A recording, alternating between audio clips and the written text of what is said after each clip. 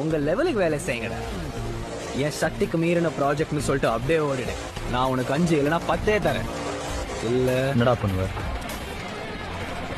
ஏன்டா வெள்ள பண்ணி எந்த வேலையும் செய்யாம தகுதியான படிப்பும் இல்லாம உங்க அப்பா பணக்காரங்கிற ஒரே காரணத்தினால நோகாம நேரா முதலாளி சீட்ல உட்காந்த உனக்கே இவ்வளவு திமிர் இருக்கு.